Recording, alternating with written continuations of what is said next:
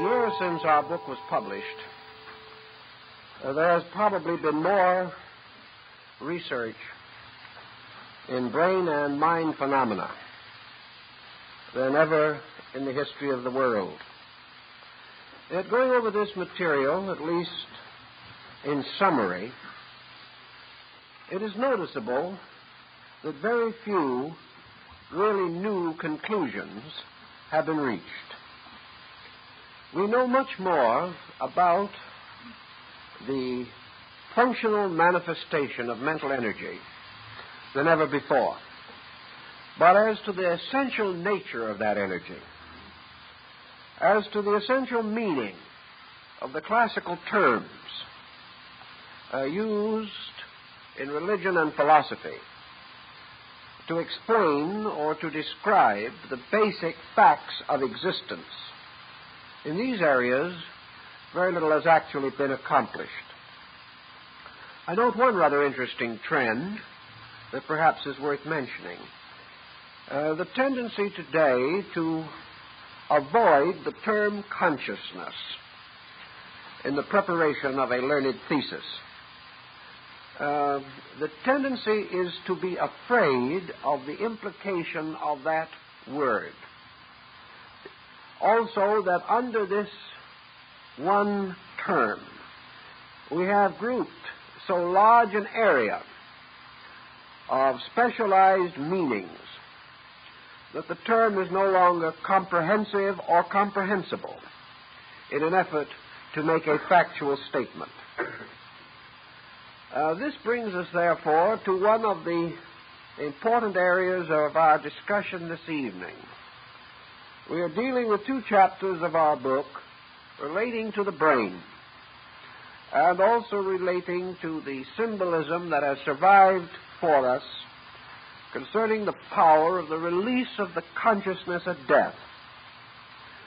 So let us try to be somewhat orderly and pay tribute where we can to modern form and modern usage, and begin with a study of consciousness.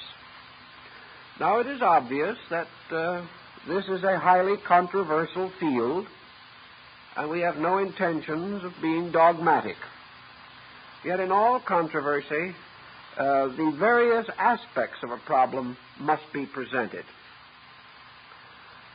We use the term consciousness in philosophy particularly to represent a very abstract principle, a principle of universal awareness, a universal state of which things have some nature of and in themselves, from which they are able to gradually evolve faculties and powers involving discrimination, thought, reflection, and memory.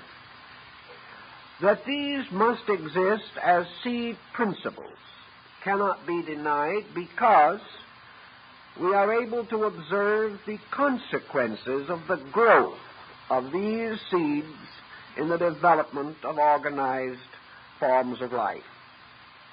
We are aware, for example, of the existence of a vast archetypal pattern in the universe. This archetypal pattern indicates a plan or a purpose.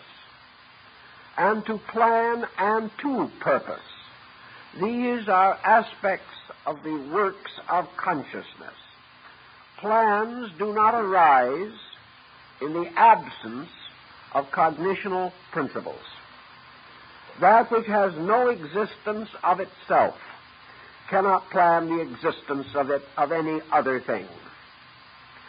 Thus we come to a classical point as quickly as we can, namely that there exists everywhere in space, substance, and essence a universal animating power.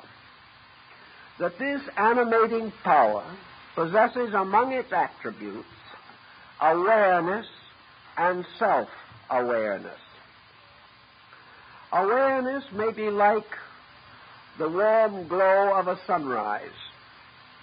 Self-awareness, the light of the risen sun itself. We have every reason to suspect, and even science does not dare to erase this probability. We have every reason to suspect that the root of what we call consciousness is present in every molecular unit, in every cell, in every electron, and in modern terms, in every atom. That this atom, this unit, contains the potential power of awareness, and that what we commonly term the growth or unfoldment of life is made possible primarily through the continuous release of awareness in things. Thus, as surely as man grows by the unfoldments of faculties and powers, so all these faculties and powers are dependent upon the presence of a suitable energy to sustain them, to vitalize them, to ensoul them with its own interior awareness power. We may liken our problem somewhat to the mystery of a telephone. The establishment of the phones and the wiring will not result in the possibility of communication unless an energy is also given to those wires by which they become capable of transmission. Thus, that energy must be present in practically all phenomenal activity of the universe. This energy, in various levels and in various ways, supports function, makes function possible and real, and supplies to every structural unit in nature an enlivening power. What is this power? Perhaps it is more convenient for us to attempt to note its existence first in this way. This existence can be bestowed, and it apparently can be removed or withdrawn. The state of life seems to reveal to us the presence of this inner awareness energy. The loss of life, the condition of death, seems to reveal to us the departure or the cessation of this energy. Science would be the last to assume that energy is destructible. Therefore, what we would term death cannot be regarded as a destruction of energy. And by extension, we have a strong case in the favor of the fact that death cannot be regarded as an extinction of consciousness. Death, however, is a phenomenon involved in the relationship between consciousness and a medium of manifestation. Obviously, consciousness can fail to animate a form. And when energy involving consciousness totally departs from a form, that form disintegrates. And all of its activities upon the level of our consciousness will cease. Thus we have an energy or a form of life which by its presence activates all of the composite nature of a being, and by its absence or removal causes the end of such activation, leaving that body or form inanimate, or reducing it to forms of activity far lower than that with which we are concerned in the study of consciousness.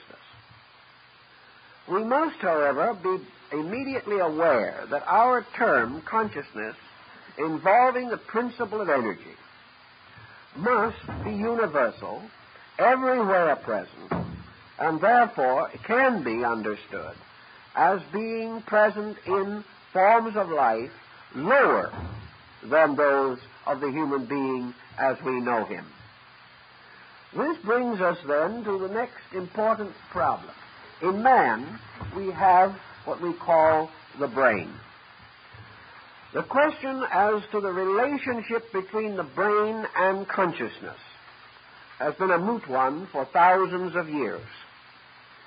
Man experiences the processes of mentation as occurring in his head. He senses or feels this. He senses it perhaps for real or perhaps for less valid reasons. Perhaps he senses it because so many of his sensory perceptions are grouped here. Perhaps he senses it because of the proximity of sight, so that things seen appear to enter our natures through the head. Perhaps through the power of sound.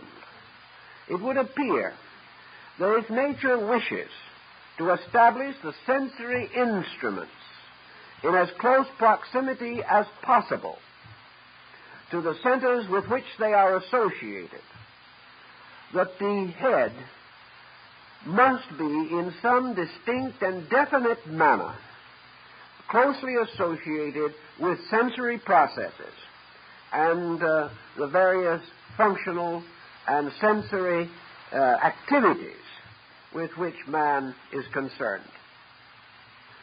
Now, the problem as to where this process starts and how it starts seems to bring to us one immediate answer, namely, that the brain is like any other instrument or machine composed of physical elements, that the brain is not a thinker, that the brain is not a mentally alive structure. The brain is a physical structure which can only be alive because life is communicated to it, or that in some way its own structure captures or releases life. We know that this is true to a large degree through experiments in mental phenomena. We have become increasingly convinced that we must regard the brain as an area peculiarly responsive to the processes of thought and mentation. That this area of structure must supply us with the most subtle parts of body, must supply us with very subtle instruments, such as those that we are now discovering in our researches in atomics and electronics, but that the brain itself is only able to think because of the presence of an energy, that it is the loss of this energy which prevents thought. It is the failure of this energy which makes thought impossible. And it is the ending of this energy which, among other forms of consequence, at death, ceases as a medium for the expression of active mental processes. So we have brain, and we have energy. And now we have to find out, if we can, the relationship between energy and brain. This causes us to come into consideration of a classical term, which perhaps we need at this time, and that is mind. What is the relationship between brain and mind? What is the relationship between mind and energy? We must assume that mind is a structure, whether we can see it or not, which is made active by the presence of mental energy, just as the brain achieves its activity through the presence of physical or nervous energy. Therefore, the mind is not identical with the brain. Yet the mind, in our periods of living consciousness in this world, always manifests through the brain, or in some way is associated with brain process.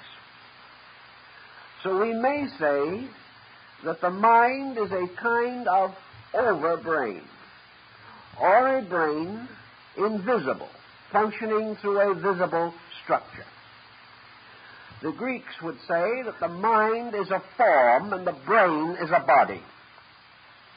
A form being a compound of energy and matter, in a compound more subtle, more attenuated than that of a body.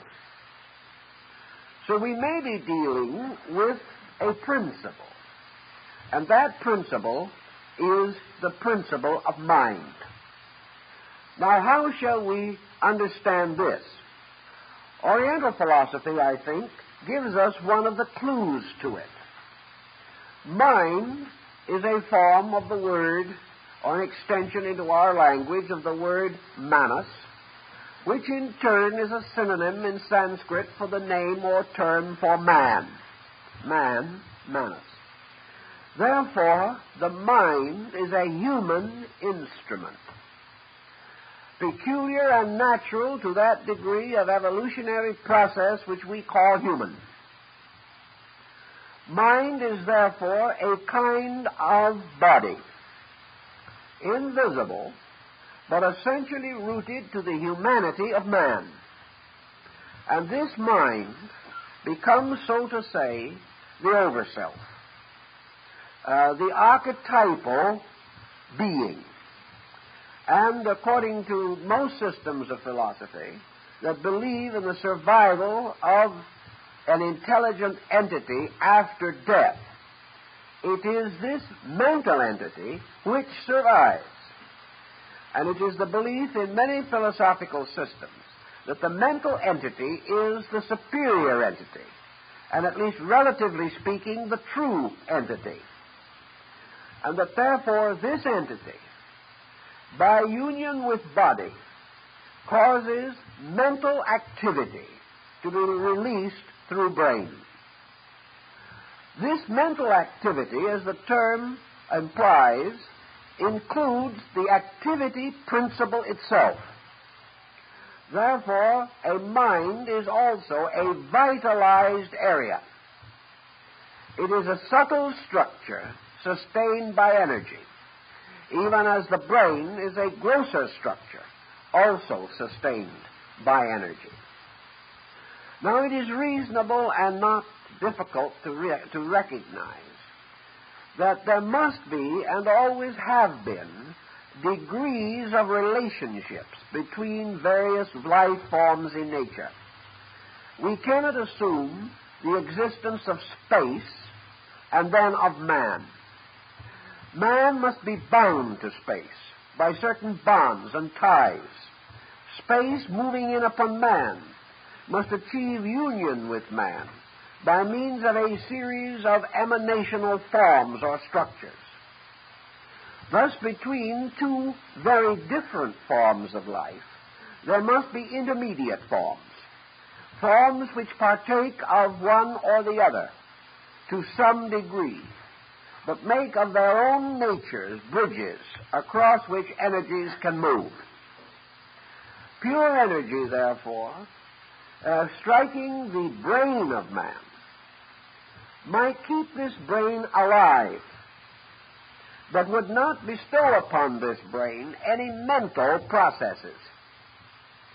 It is therefore essential that consciousness or life or energy moving into the brain structure of man must first pass through a mental conditioning, and that it is this mental structure which finally forms the tie between energy and brain. Therefore, mind is mentally conditioned energy. It is energy which has evolved into a mental integration. It is energy in its aspect of thought. And it is furthermore energy which, as thought, has created an instrument for its own expression, an invisible but real instrument, the instrument we know as mind. If this is then a reasonable assumption, we can then explain or understand how mind, overshadowing brain, can cause brain to become an instrument for the release of mental processes. Now, in this procedure of mental process, what is mind, essentially? Is mind the same as consciousness? No. Mind is very obviously and definitely conditioned. Mind is not pure consciousness, nor is it pure life in any form. Mind is already life reduced to a mental equation, functioning as a mental energy in an instrument suitable for such specialization of cosmic life power itself. Thus, mind is already a highly evolved, highly complex structure in which universal energy is manifesting itself as universal thought power. If we go on just a little further with this, we can then see how it might well be that the mental entity, or that part of the rational being which is mental, can have an existence apart from body, can be associated with it, can unfold and evolve through it, can depart from it, and in so doing destroy the effectiveness of the brain, but in no way change or alter its own nature.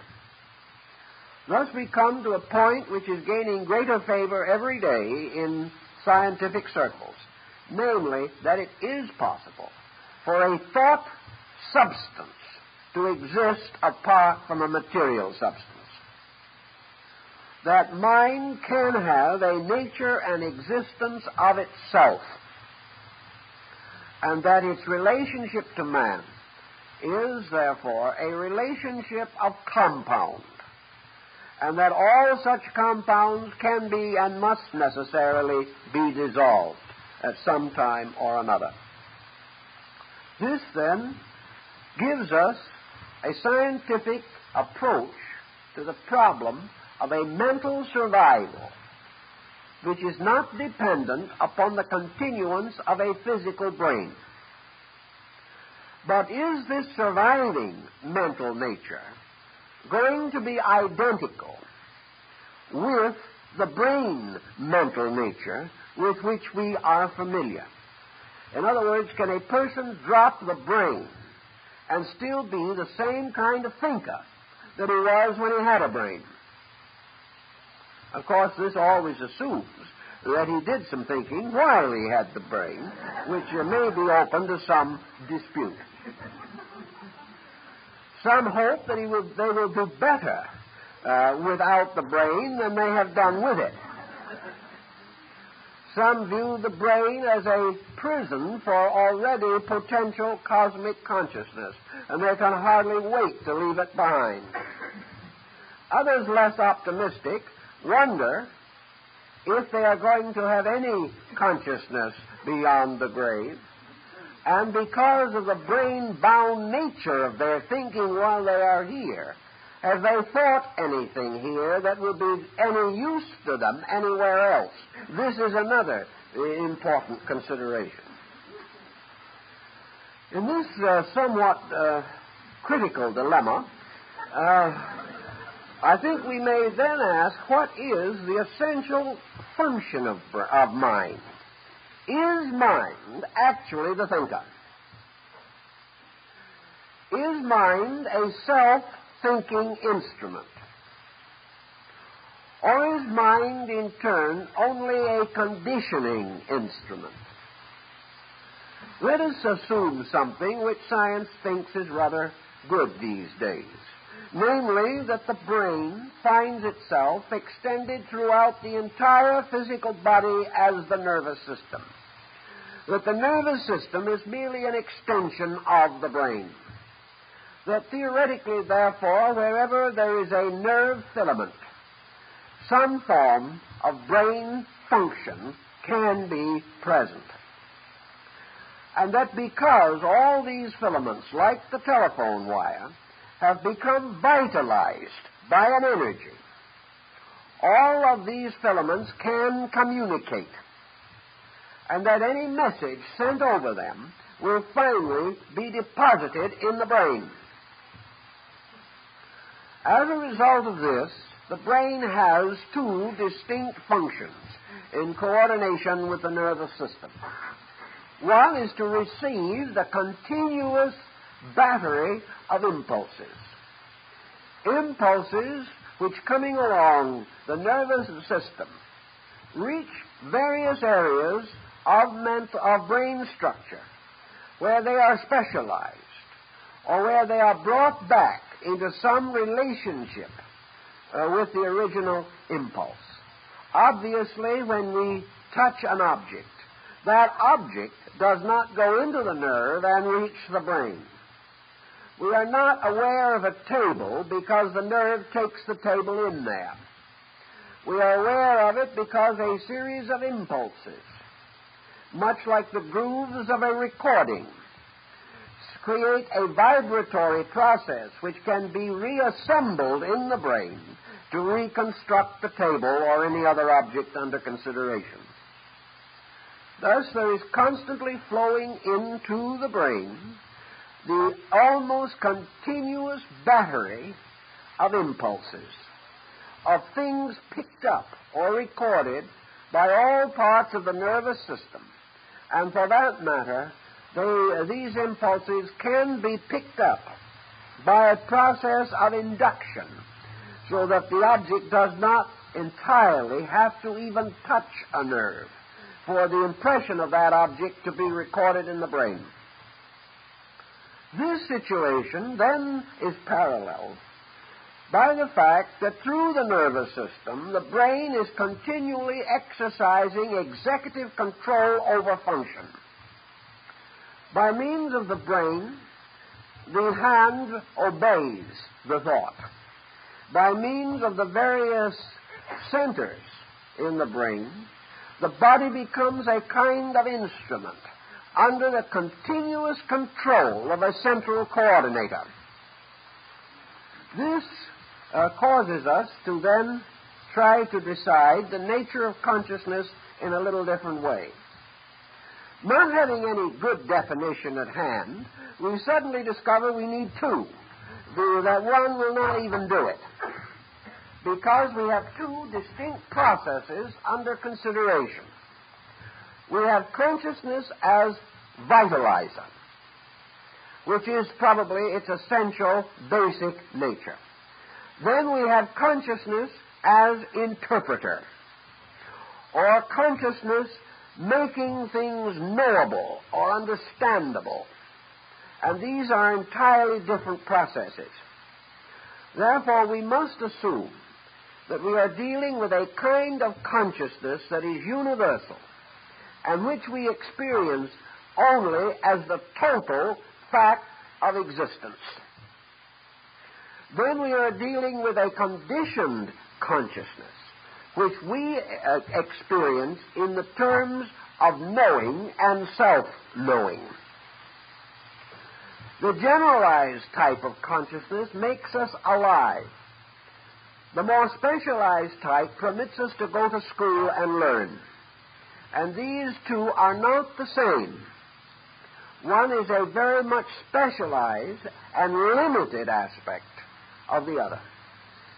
The universal consciousness has infinite functions, uncountable and unknowable propensities, whereas personal consciousness is extremely limited, and as far as its own abilities are concerned, reflects from universal consciousness little more than energization or the power of its own existence. The rest is comparatively a result of lesser function. The brain, being, as it were, the gateway to the mind, becomes the intricate machinery by means of which sensation recorded by the peripheral nervous system and the sensory structure.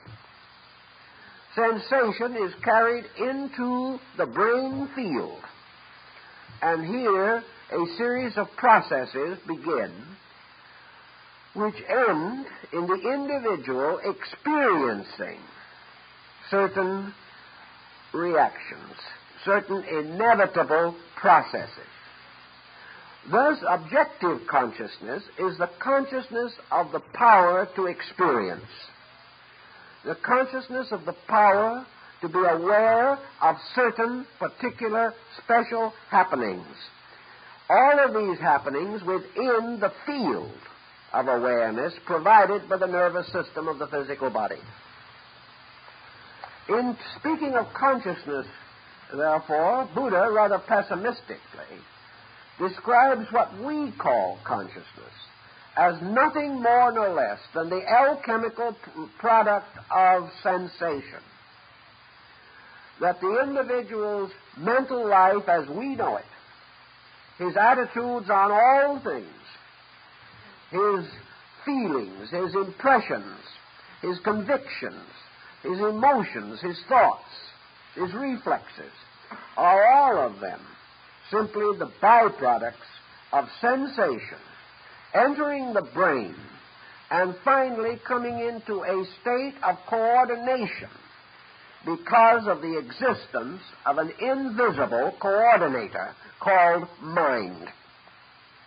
That mind is therefore the coordinator of sensation.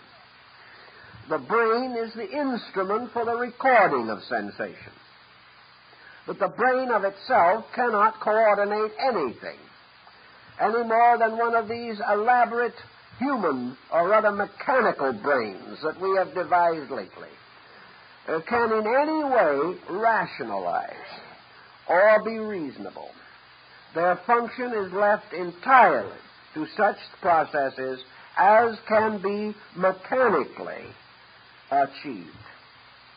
These may in turn or in time produce patterns that are highly indicative of facts, but unless man comes in and interprets the machine to his own purposes, its statistics are of comparatively no value.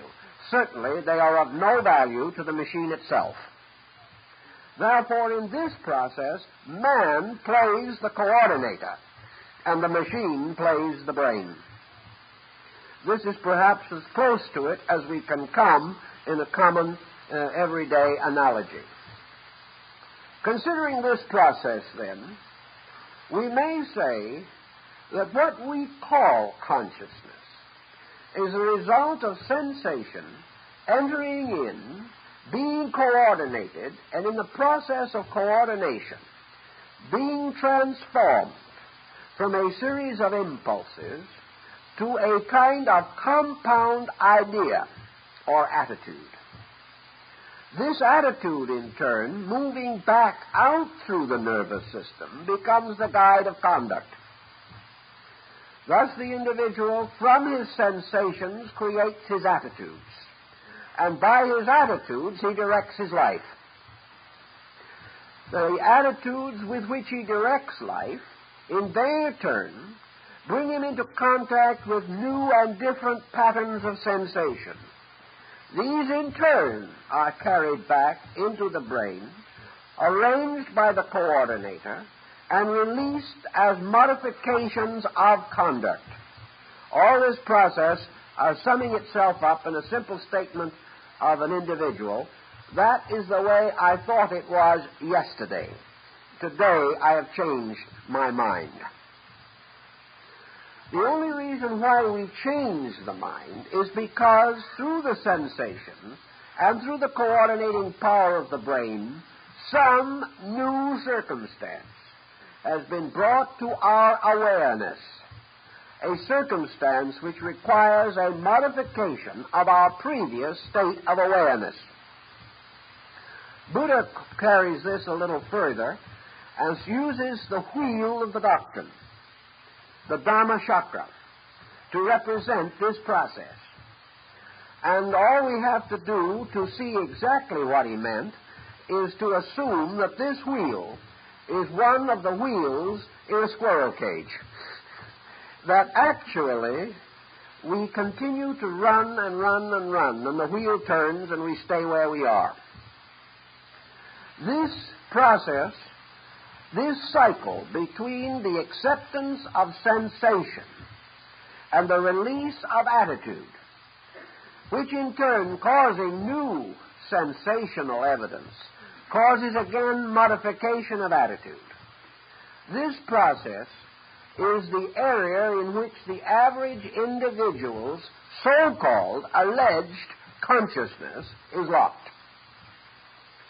When he says, "This I believe," he is speaking only from this sequence of sensation producing in its turn modification of the previous evidences of itself.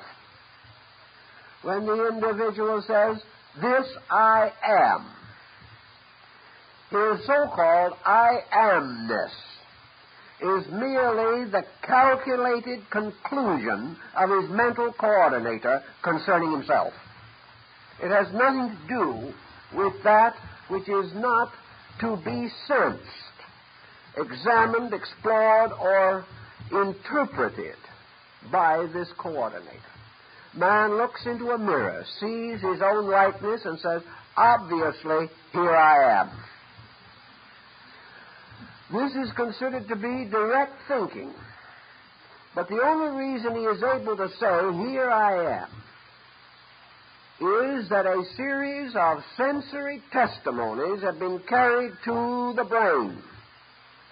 Cut these testimonies off so that the individual is aware neither of the mirror nor of himself.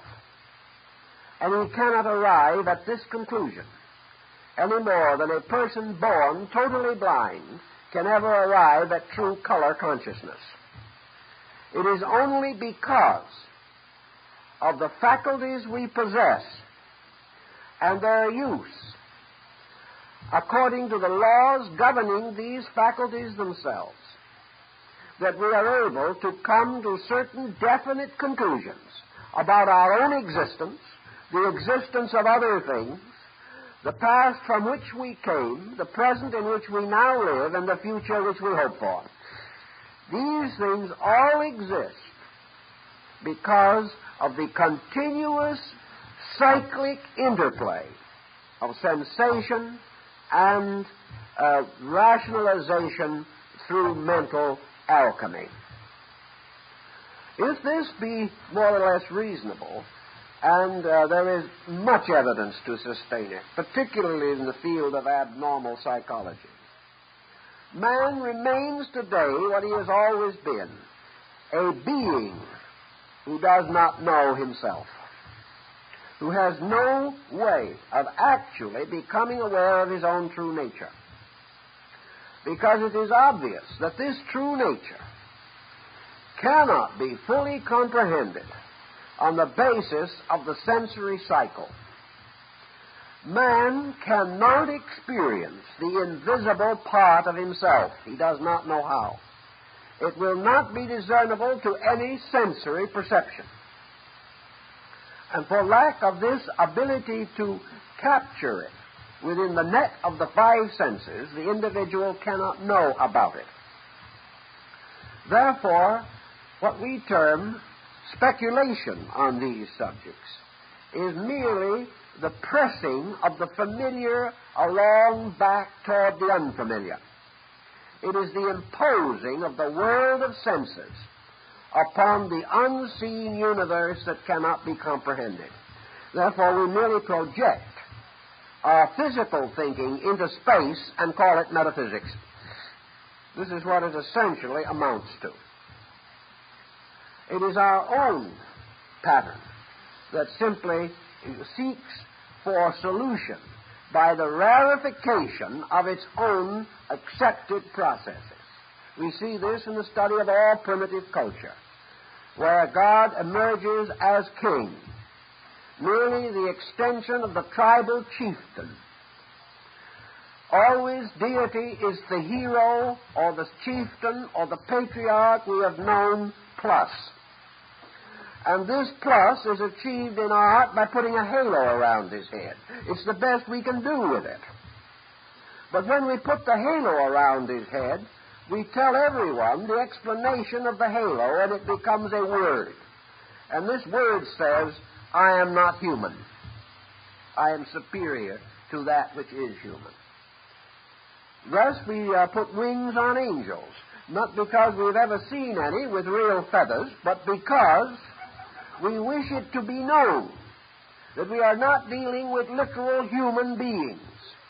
And not knowing how to draw an angel in proper person, we draw the most attractive human being that we can, and then make it an angel by the adding of wings, much as the Mayas made a verb out of a noun by also adding a wing to signify energy. So we are pushing these sensory conclusions backward, and we are trying continuously to penetrate the unknown by the brute force and awkwardness of sensory intensity. But we are blocked for the reason that the mental coordinator cannot coordinate that which the senses do not bring in.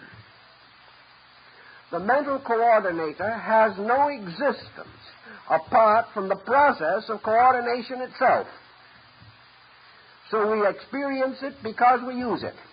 If it was not used, it would vanish from our awareness and we would not know that it exists.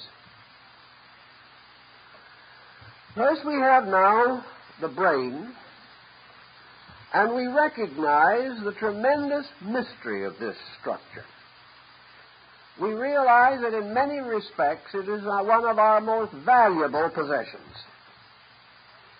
It is an instrument created almost like a television or a radio, by means of which we can tune in the processes of mental energy by which man is able to solemnly and seriously declare that he is a thinking being. This thinking being the executive leadership of the mind over the testimonies of the sensory perceptions. Facts, therefore, as we think of them scientifically, are bound very closely to sensory perceptions. The scientist doubts that which the physical faculties cannot sustain, and as far as he can go, he uses them.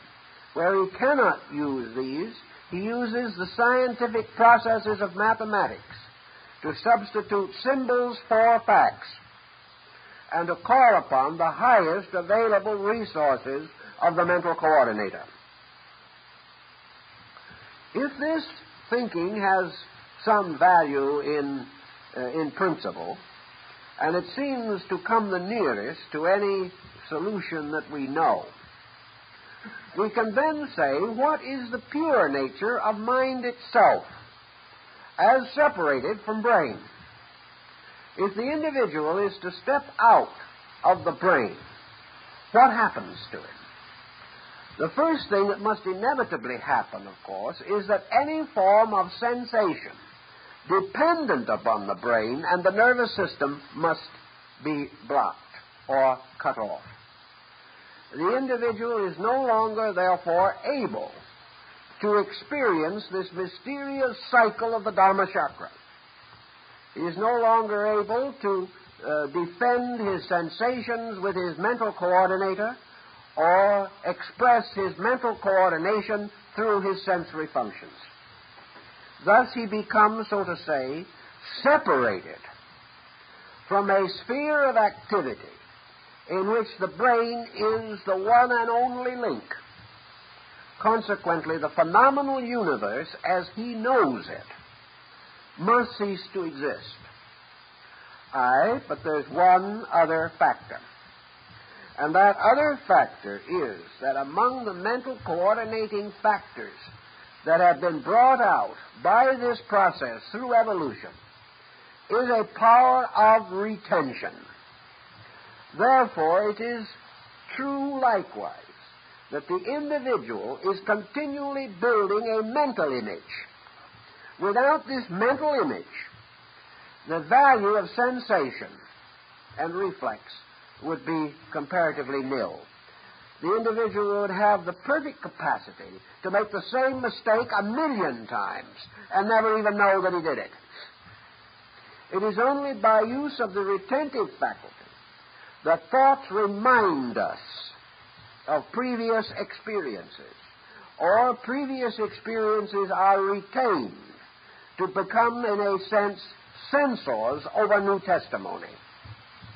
This procedure then tells one other thing, that if the sensory area is blocked by the loss of the body, by brain disease, or by any other circumstance which renders the brain function impossible, then the mind still has a mental existence of its own, an existence in an area of things remembered, an internal existence.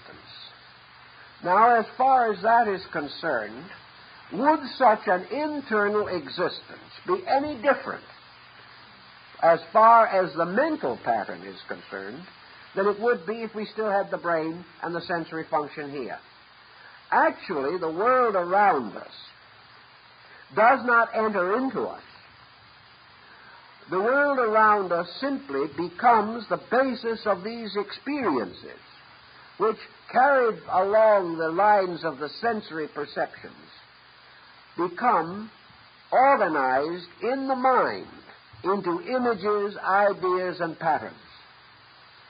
Consequently, the power of the mind to image is not destroyed by the loss of the body. The only thing that is lost is the power to receive continual physical stimulus, which might rapidly or dramatically change or modify the brain's imagery.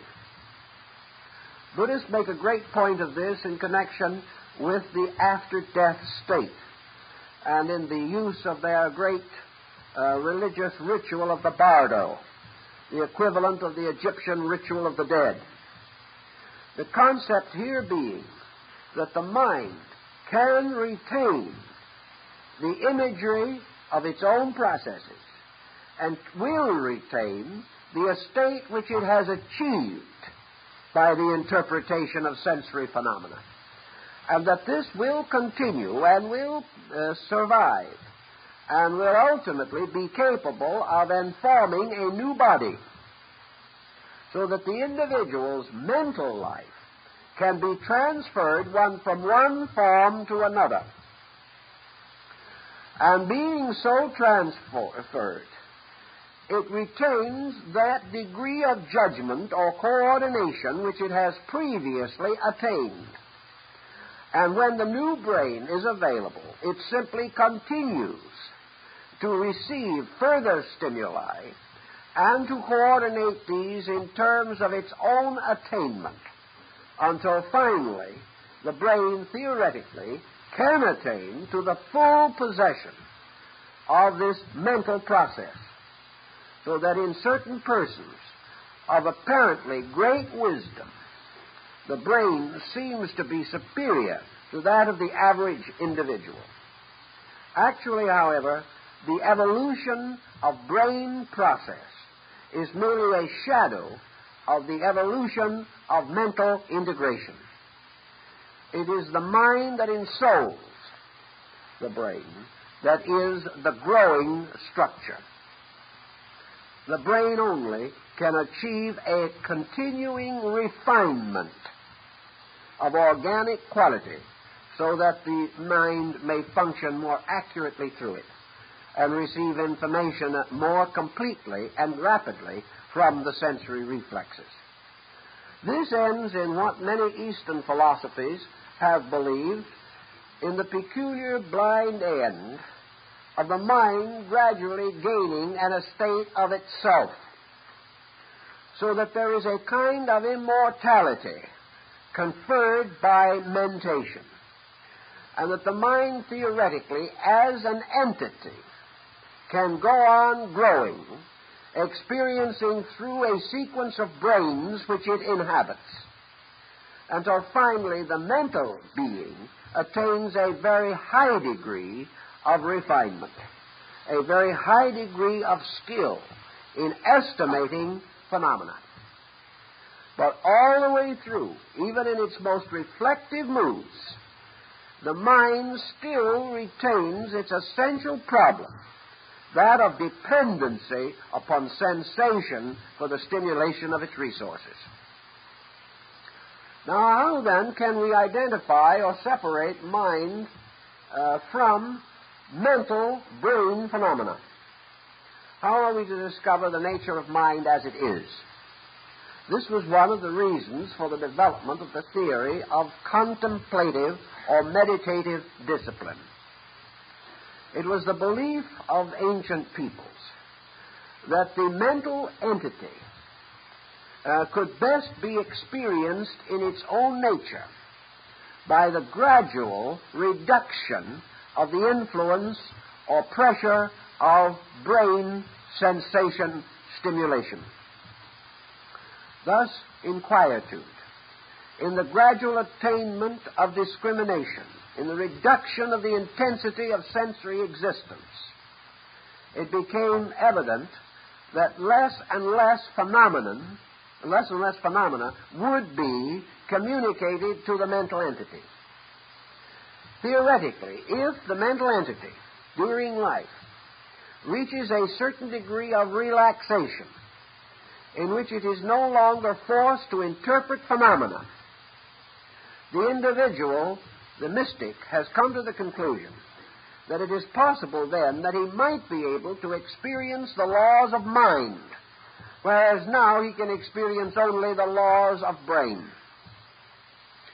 If the mind has an existence apart from the body, then it has an existence of itself, which is not to be merely the shadowed reflection of physical circumstances. And the mind, having its own mental life, can produce a kind of mentation in which the laws of mind, the laws of the mental state of knowing, which are best expressed in the concept of reason or the concept of true judgment or the concept of abstract creative mentation. These processes come to the individual who is able to break the continual tyranny of sensation, which, bombarding the mental equipment all the time, forbids the mind to express its own nature, but permits it only to express the reflex of our own purposes. As this procedure goes along, the mystic holds very strongly to the conviction that the mind processes, as they relax and become unconditioned by environment pressure, begin to develop these capacities which we associate with the mystical experience or some higher divine state of being. Beyond the mind remains the unsolved mystery of consciousness itself. The brain is personal. The mind is individual. Consciousness is universal.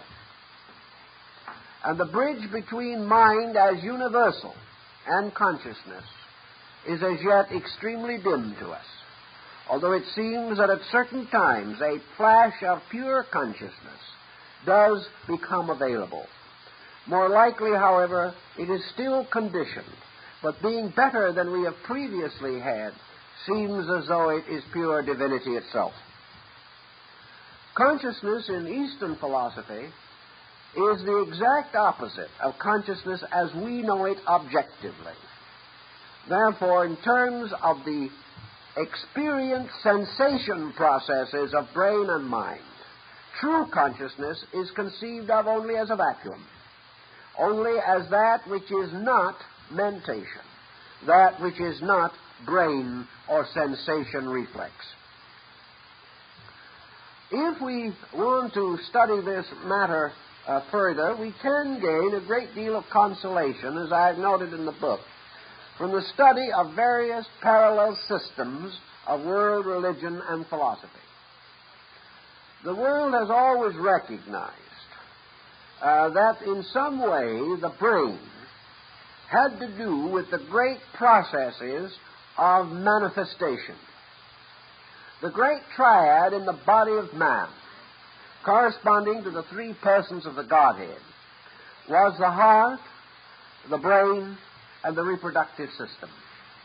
These represented the three great life centers, without which the function of the human being would be impossible. It was the opinion of the ancients that what we term now as energy or pure life has its polarization in the human heart, and that from this polarization the energy is communicated to the brain by which it is activated. Therefore, that the source, the dynamo, the reservoir of energy in man is brought in and manifested through the heart center. That this in turn is then distributed throughout the body, and a specialized aspect of it becomes polarized in the brain, and the other or negative aspect becomes polarized in the reproduction of the species. This balance of energy would then cause us to assume that if we could go deeper than the brain in search of a center for consciousness, that we would turn and must turn to the heart. That the heart, therefore, lies behind the manifestation of energy which we know as brain mental energy. If, therefore, a superior nature possesses the brain with its mind, it possesses the heart with its consciousness. And the heart is to the consciousness what the brain is to the mind. This consciousness the ancients called spirit, and they therefore assumed that the spirit had its abode in the heart, the soul, which included the entire psychic nature, in the brain, and the energy or vitality in the great generative complex of nerves. In this way, a triad was established. And we can then continue, perhaps even with the thought from the Bible, as a man thinketh in his heart, so is he.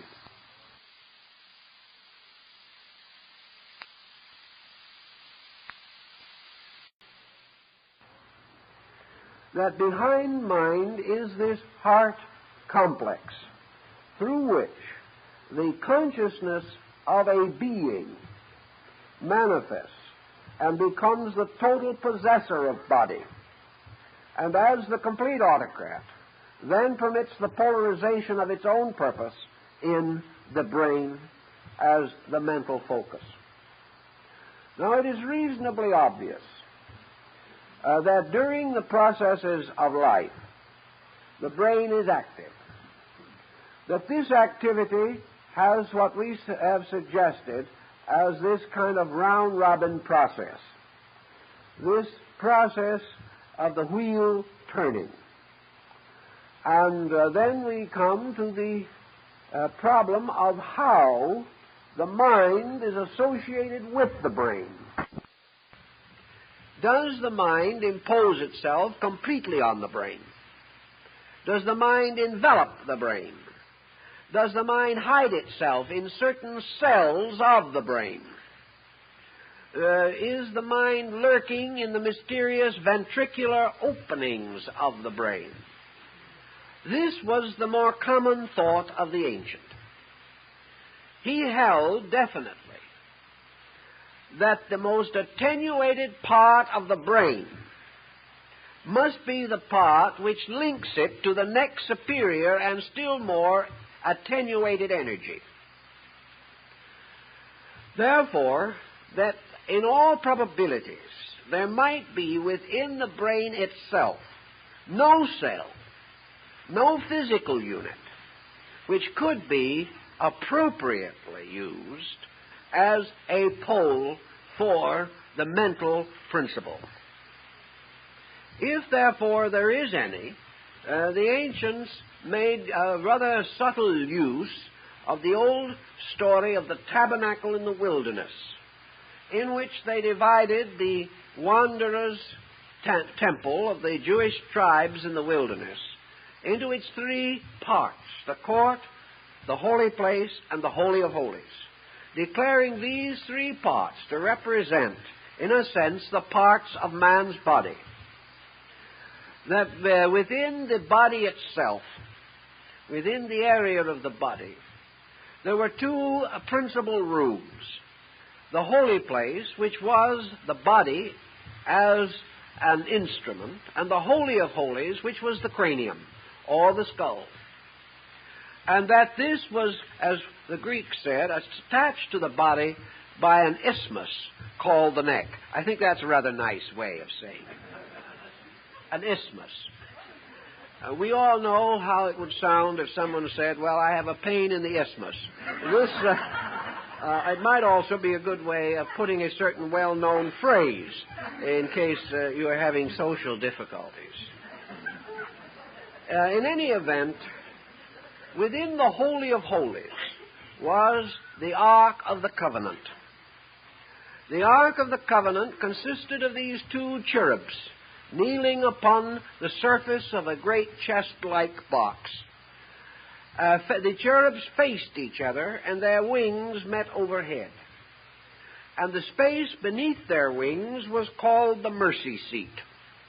And it was here, between the wings of the cherubs, that the Shekinah's glory, or the presence of the Lord, was made manifest.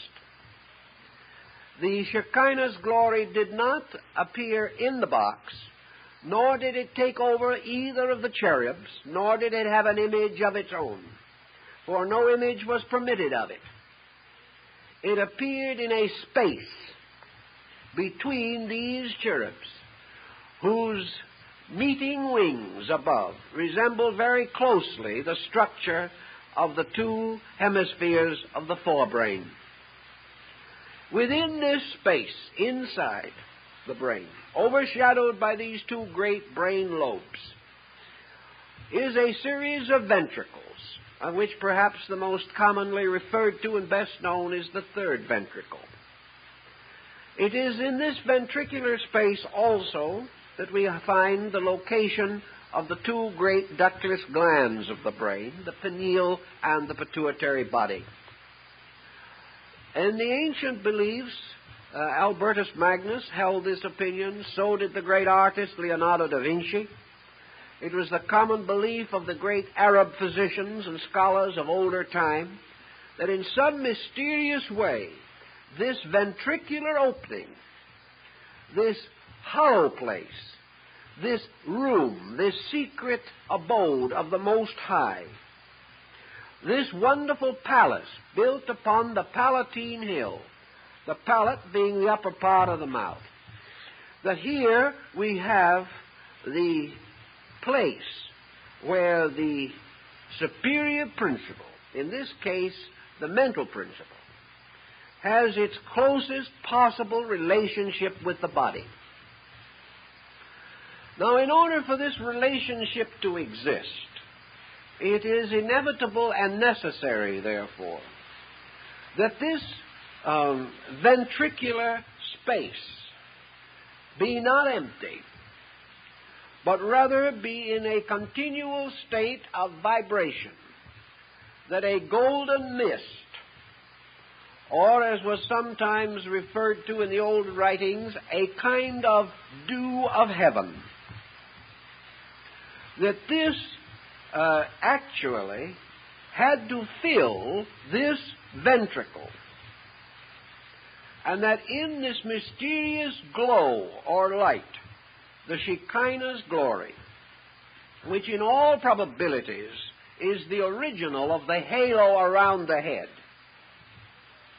that in this light field the next superior part impinged itself upon the brain, and that in this way it was continually exercising a very subtle influence. And into this area, according to the older beliefs, the sensations poured. And in this area, they were coordinated. Leonardo da Vinci, in one of his wonderful drawings of the cross-section of the human brain, he anticipated Vesalius slightly, but did not carry the point as far as this great anatomist. In one of his drawings, following earlier custom, of course, Leonardo labels the central ventricular orifice of the brain the place of the community of the senses. He calls this, of course, where the senses are in common. And, of course, we preserve the term by saying common sense. That this is the field of the common sense in man.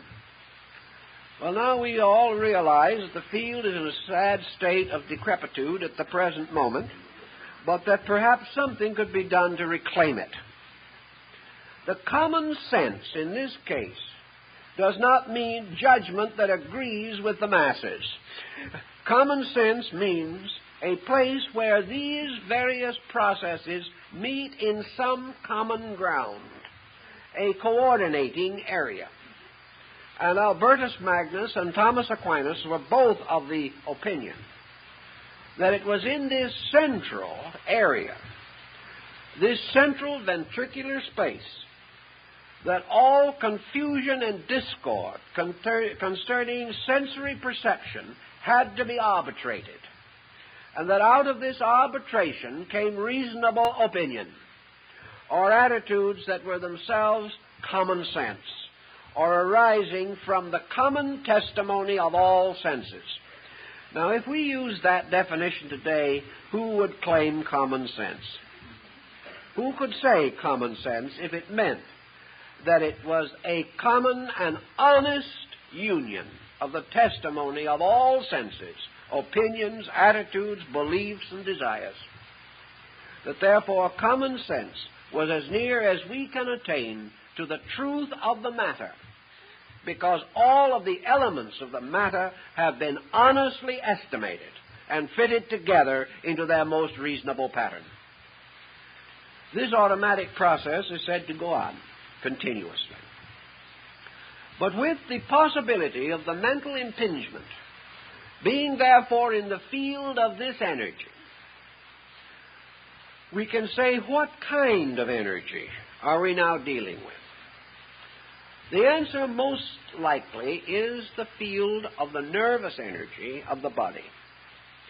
For it is into this as into a reservoir that must pour all of the sensations which have been gathered by the nervous system, specialized and put back into semblance of reasonable appearance or reasonable coordination by the brain structure itself, and then dispatched to this central region for interpretation, for classification, and for judgment upon the matter.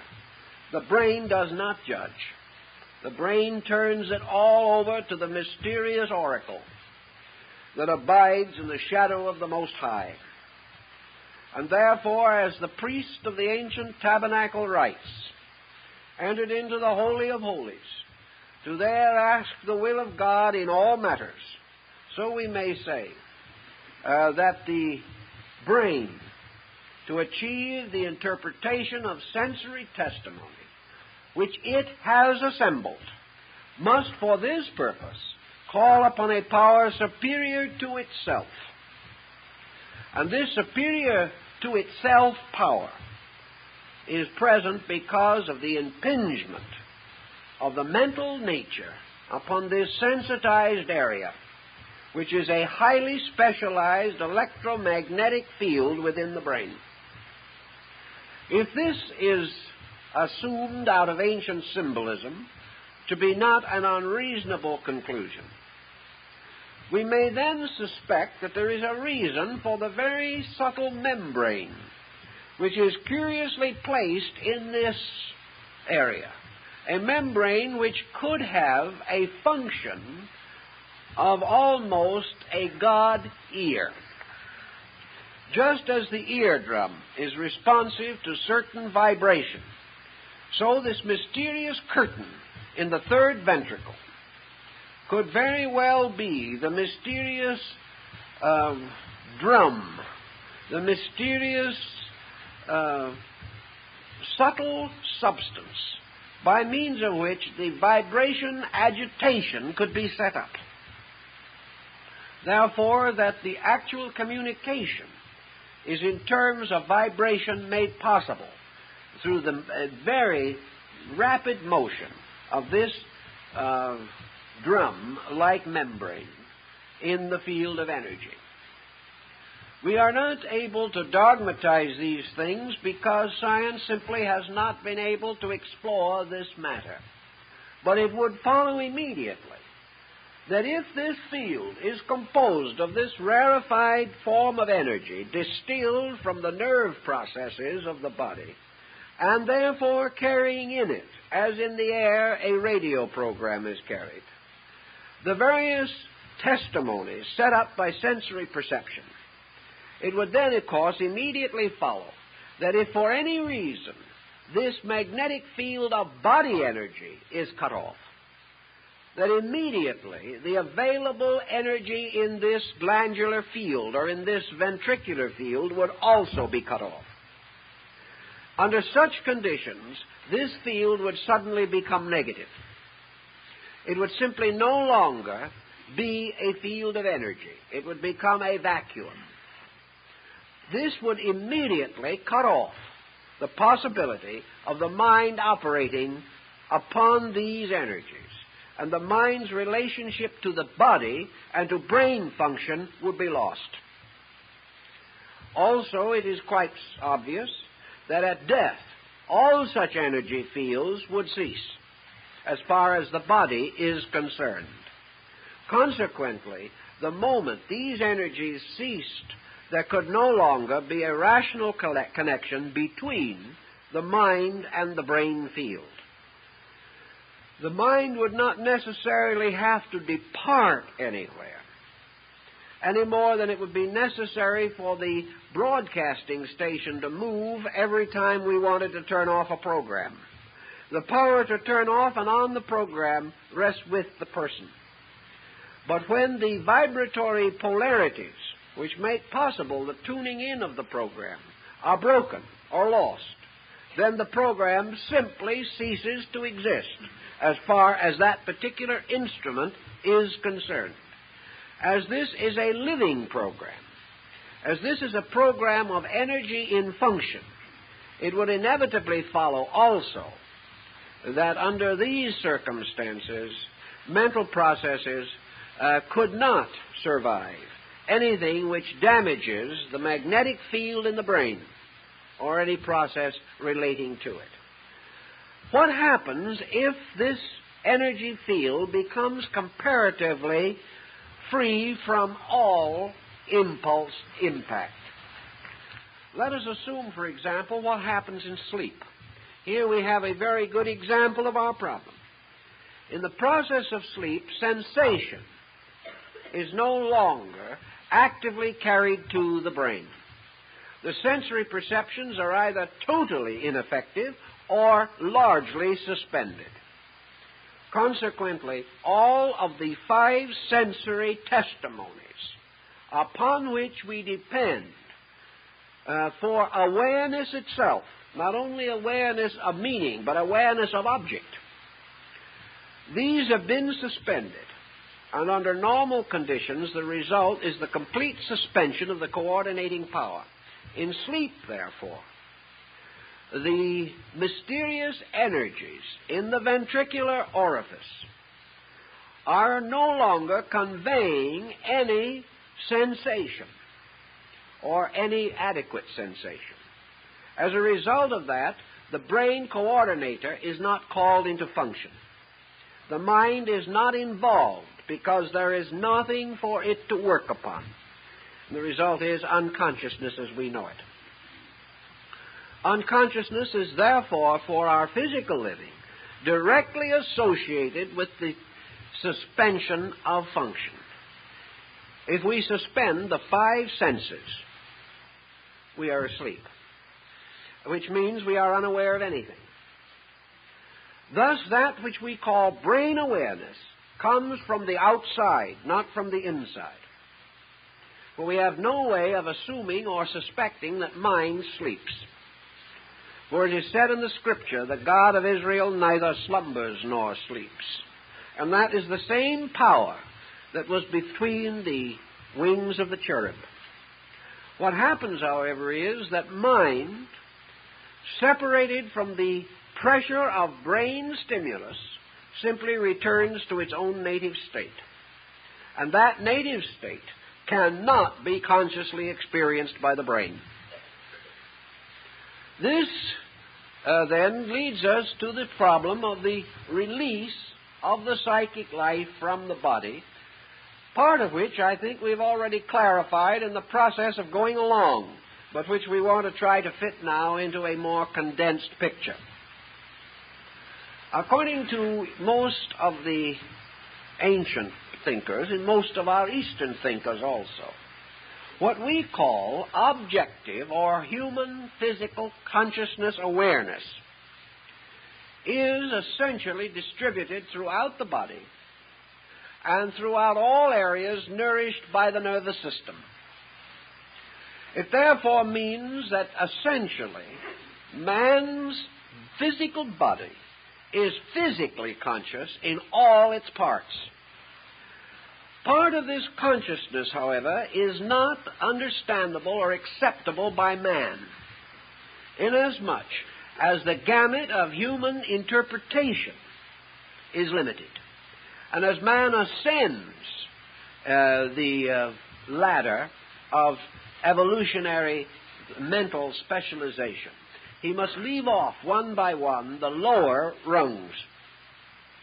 He can no longer share in the consciousness of the primordial atom. He can no longer actually share in the consciousness of the evolving creatures through whose life principles he himself has passed, because he cannot again escape from the actual boundaries of his processes. And man is man. Therefore, his consciousness is involved in the relationship between his brain and a mental energy or a mental being of human estate. Therefore, he cannot escape from this area of consciousness. It would naturally follow, therefore, that man's body might be conscious in all its parts, but man have only a general consciousness of his body. He is aware of it, but he certainly cannot experience any longer the frustrations and neuroses of single cells. They are no longer available to his awareness, but we have no reason to doubt that any cell in the body of man can suffer, because the way we treat the body is enough to be very discouraging even to the best adjusted cell. In any purpose, however, of the moment, the ancients held that in the process of death, energies were not lost, but that the energies of the body slowly moved backward along the nerve threads. And as the nerve threads lost their energization and all the processes of circulation ceased, the first parts of the body to disintegrate would be the extremities, or those areas furthest from the life center. Finally, all of these energies would converge toward the heart. And in the heart, they would build themselves a kind of sanctuary in what the old Buddhist councils called the Septenaries cavern, or the cave of 7 rooms, which is the heart. After the coordination of these processes within the heart structure itself, the processes of death then consisted of the motion of the heart center, which in this case represents the polar focus of the conscious being itself. That this heart center then moved up the pneumogastric nerve into the brain, and that in the brain it then gathered up all of the energies and resources of the mental life continuing on its journey, passing out at the rear top of the skull into the atmosphere of space from which it came. And researchers have indicated that the body may show warmth at the crown of the head after it is not to be found elsewhere. And of course the tonsure, or the shaving of the head, the mysterious ornaments and decorations worn by priests of antiquity, the ornaments and symbols associated with death, as for example down in our own Southwest, the placing of an inverted bowl over the head at the time of burial, but always with a small hole knocked in the bottom of the bowl so that the soul could escape. These symbols seem to go back to archetypal convictions. Once the body has proven that it can no longer sustain the consciousness or is no longer able to function adequately, the processes of deterioration in the body close in upon the functioning of these areas or fields. And as a result, these fields cease to animate. And as soon as the energy in these fields ceases, the superphysical principle can no longer retain relationship with the body to which it was previously connected. Therefore, it is actually the body that closes the door. It is the body which no longer provides these fields or these areas. And the principles operating on the body or through the body or in the body gather themselves into their own sources and gradually depart. In departing, we simply mean that they cease to have conscious connection with the body. The body is then no longer theirs. It no longer is aware of them. And in only by interior imagery is it or the consciousness aware of the body. Although there appears to be some evidence of temporary sympathetic relationships between the magnetic fields and the body. These relationships, however, are normally very brief. The failure of these fields has simply made it impossible for the superior nature, so to say, to continue to impinge upon the body. Therefore, the body is no longer a channel for its energies. And as its own energies are not adequate to maintain it, the body then disintegrates. This means, of course, that in the old philosophies, that the problem of the state of the consciousness, apart from the body, was of supreme symbolic importance. Knowing that such severance must occur, we remember how Buddha in the Dhammapada, or the last great discourse, describes the situation of his own decease. How he achieved the liberation of the superior from the inferior by a conscious process of meditation.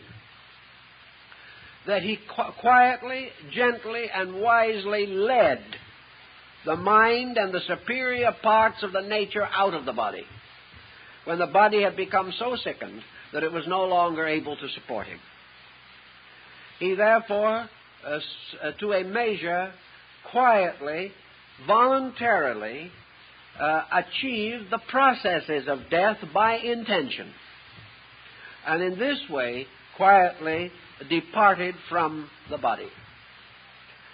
In his departure from the body, he indicated his knowledge of the great Yoga Chakra concept of ancient India, the power to control and direct the various fields of energy and to make possible various stages of specialized relationship between the body, the mind, and the being behind the mind.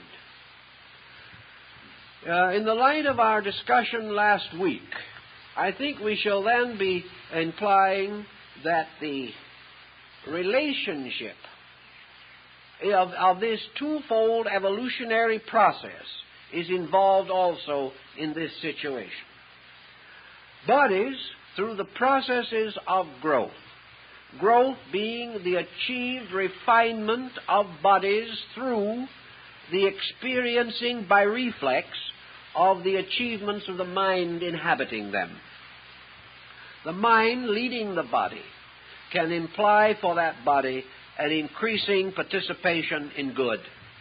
It can counsel the moderation of all practices. It can search into the secrets of health.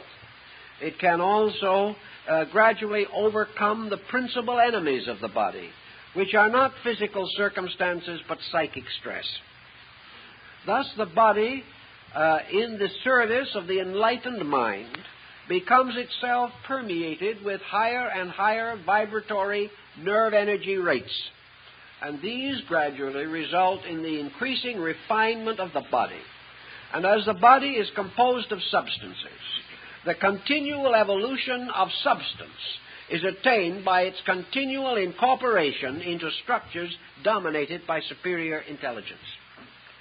Thus, the evolution of substance is attained by it being built into bodies and coming into continuous contact with higher forms of mentation, just in the same way that the lower animal kingdoms, through constant association with man, have in some cases become domesticated, and in some cases, again, highly intelligent, highly sensitive, and apparently very little less than man in their capacity to sense, understand, appreciate, and value. Thus, by association, things become better or worse according to that with which they associate. And bodies associating with mind and vitalized by consciousness have their own cellular structures energized. Their own atoms vibrate more rapidly. And in this way, the entire mass of substance is gradually refined and therefore capable of providing ever more adequate vehicles or ever better bodies, in the sense that these bodies are more sensitive.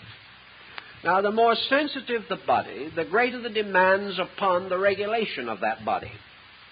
For it is obvious that a more sensitive body, like a more highly bred animal, will be subject to more infirmities, cannot be as easily abused, cannot be neglected without the gravest results. Primitive bodies can stand much abuse. The highly civilized person cannot.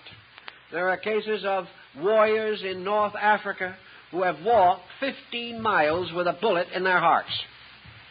They did not even drop in their tracks. No ordinary Western person could accomplish this phenomenon due to the much greater psychic and structural sensitivity of our bodies. This means, of course, that the body is more easily sickened, that the relations between mind and body become more subtle, that there is ever greater danger of psychological, emotional, and mental disease where the principles and laws governing the balance and interrelationship of parts are broken or neglected. Thus, the body in its refinement becomes something that must be watched and guarded with increasing caution. For a body of lower organic quality may recover from psychic hurt in a few hours or feel practically no pain, whereas another person with the same psychic hurt may be damaged for the rest of their lives. This increasing sensitivity is part of the evolution of matter or substance itself, which is merely in reality a lesser degree of energy or a less evolved degree of energy, which must in turn evolve also, so that the smallest cell in the body becomes the potential universe of the infinite future. In thus depending upon man or the total being for the evolution of their own parts, structures contribute their own part to the manifestation of the total being. This total being is held together archetypally by the pattern of species, the archetype of man being the celebrated Adam Kadmon of the ancient Kabbalistic mysteries. There is, however, a mental archetypal being or person, and there is one of still higher nature.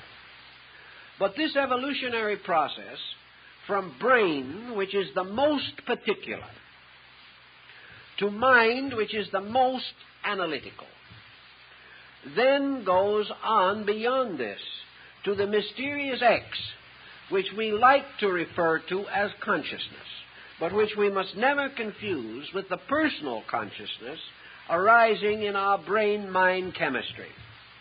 This other consciousness, this consciousness of the other side of existence, referred to in Buddhism as the consciousness of the far shore of life. This we are not able to adequately define. There seems to be no area in our own psychoglandular structure that can tune this in. The only possibility, therefore, lies in the situation of the relationship of mind with its own superior.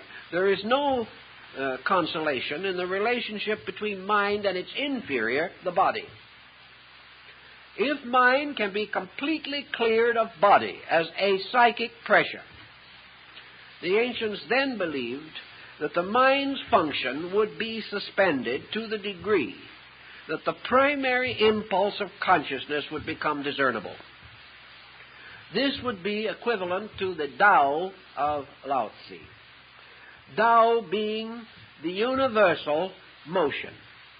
Lao Tzu believed motion to be true consciousness, and that the universal motion is a qualitative motion of life from itself to itself. Therefore, that involutionary consciousness is life seeking the expression of itself. Evolutionary consciousness is life seeking the rediscovery of unity with its own cause. And that consequently, if consciousness has any quality about it, it is a hunger for the complete expression of its own nature. That the end of consciousness is to draw everything back into its own totality, and in so doing to expand its own totality over all things. This is the double process. The process of nature growing up toward totality, and totality moving into nature, producing the two mysterious interlocked figures of the yang and the yin in Chinese symbolism. So these two striving end finally in the re-identification of the consciousness factor per se. What this is, no one has yet been able to define adequately, because it is a consciousness not of this world, or pertaining to conditions in this world, or as to the state of man's soul while he is in this world, or to any good or evil that may befall him in this world. The true nature of consciousness apparently is a situation or a condition of total awareness of total self. This is not possible during the conditioned existence in which we live. I would feel that in the next 10 years, science might make some very helpful and perhaps positive discoveries. If they would approach certain matters, perhaps first by faculties they least desire to use, and to realize, for example, that in matters pertaining to true mind, science as we know it is inadequate. Science is the science of the brain. Philosophy is the science of the mind. Religion is the science of consciousness. These things have to be approached on their own levels, and there is no possible way of moving the lower up to become the critic of the higher. Our next immediate problem in the growth of the average human being is further knowledge and further understanding of the relation of the mental coordinator to brain function. To achieve this knowledge, it seems to me that we have to apply to reason. That we are going to find this knowledge in areas of psychological folklore. We're going to find this record not in cell structure. We are going to find it primarily in the products of the mentation process itself.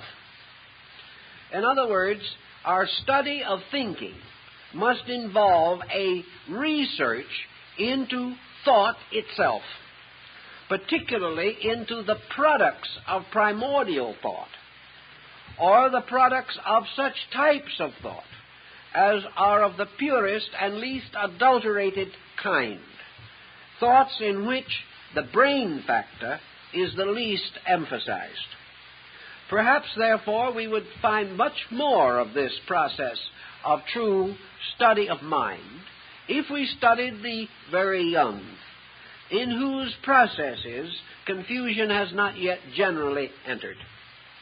We may also come upon very valuable information if we will begin to realize the importance of analogy, the recognition that we can estimate certain unseen procedures by a further study of certain manifestations of these procedures which can be seen. But if we deny the possibility of a mental entity, we are going to destroy the possibility of discovering the mental fact. Our principal stumbling block has been the reluctance of the Western thinker to assume that intelligence can exist apart from matter. It has to, because actually intelligence in free space has always controlled matter. And it is also possible that what we call matter is no more nor less than a negative condition of intelligence. It is therefore impossible for us to assume that intelligence is limited to the brain. We can study enough microorganisms to know now that there are indications of definite intelligence in forms in nature in which no brain structure can be discovered.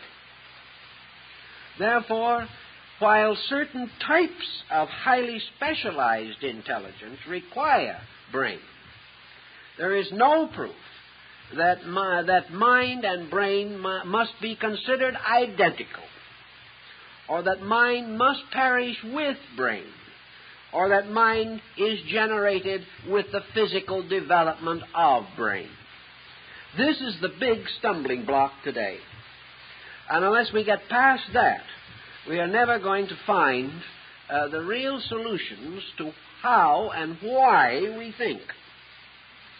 We are going to then ultimately be forced to the recognition that what we call the pure energy of mind, while it exists, is not essentially physical. It clothes itself in physical nerve energy. But this other energy is not identical with nerve energy, even as the wire of the telephone is not identical with the electricity that goes across it or through it. Thus, in our search, we must recognize that the mental energy is contributed to the brain, and that also it can in turn deprive the brain of its existence by taking itself away from the brain. That the mind is almost certainly in a condition to exist without the brain, but the brain is not in a condition to exist without the mind. The inferior must always depend upon the superior, but that which is superior can never be completely held, bound, or dominated by an inferior. Therefore, if the mind is superior to the brain, it is not subject to the law of the brain, nor is it subject to death with the brain. But having its own existence, it can have a free life in space, where, as a mental entity, it can continue its evolution, continue its growth, and in time re-overshadow or come again into embodiment. And what we call ourselves Joe Smith, and Joe Dokes, we are really this mental energy vortex, growing up under the testimony and instruction of the sensory reflexes, and naturally obligated to continue this instruction so long as the material sphere is instructive to us. But having reached a point, a condition, in which this material sphere is no longer instructive, we must either assume that the man who knows everything simply drops dead, or else we must assume that the man who knows everything takes his knowledge and goes other places where he can learn, if possible, on another level where he has not learned everything that there is to know.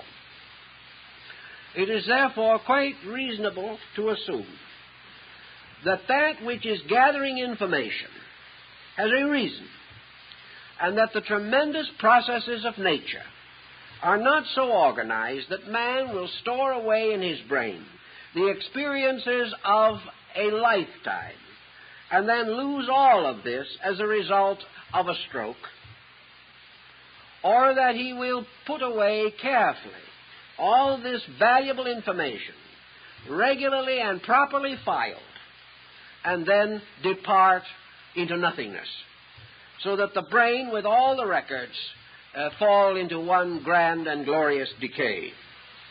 This cannot be regarded as essential. But we have this point. Assuming that the mind does carry these records, is the record of what it does here invaluable to the mind that is not here? I think it is for this reason. If the mind, departing from here, departed from here to everywhere in one step, then the chances are that this information so carefully garnered would be of no value.